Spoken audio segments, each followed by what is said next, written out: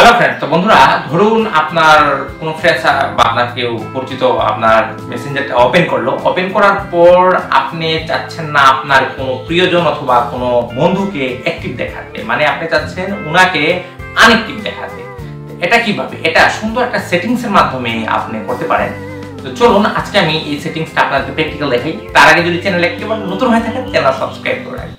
Friends, আপনার মেসেঞ্জারে যে কেউকে হাইড করার জন্য অবশ্যই আপনার ফোন থেকে প্রথমে মেসেঞ্জারটা ওপেন করতে হবে। ওপেন করে আপনি এখানে সিলেক্ট করবেন যে আপনি কাকে হাইড করতে চান। উনি যদি অনলাইনে থাকেও তারপরেও আপনার এখানে শো করবে না, মানে আপনার ফোনটা ধরার পর যদি কেউ আপনার মেসেঞ্জারে প্রবেশ করে তাহলে উনি বুঝতে পারবে না আপনি কার সাথে অল টাইম আপনি কথা বলেন। এর জন্য ধরুন আমি এই আইডিটাকে সিলেক্ট করলাম, এই GEEANN।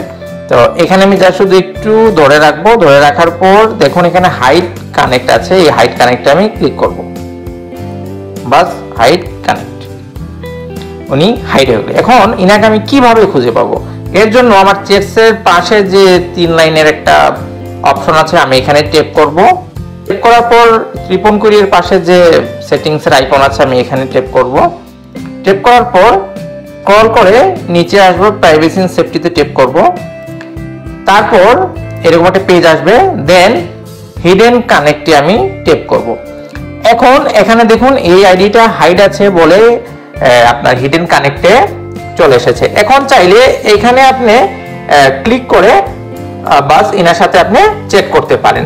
চেক করার পর যদি আপনি চান যে ইনাকে আপনি আনহাইড করবেন, তো আপনি এখানে আনহাইডে আপনি ক্লিক করেন, তো উনি এখান থেকে আবার আনহাইড হয়ে যাবে। মানে আপনার প্রাইভেসি কেউ বুঝতেই পারবে না যে আপনি কার সাথে অল টাইম আপনি কথা বলেন। এরকমই ভিডিও পেতে চ্যানেলটা সাবস্ক্রাইব করবেন, লাইক করবেন, কমেন্ট করবেন, আর ভিডিওটা কিন্তু শেয়ার করে সবাইকে দেখার সুযোগ করে দেবেন। Thank you.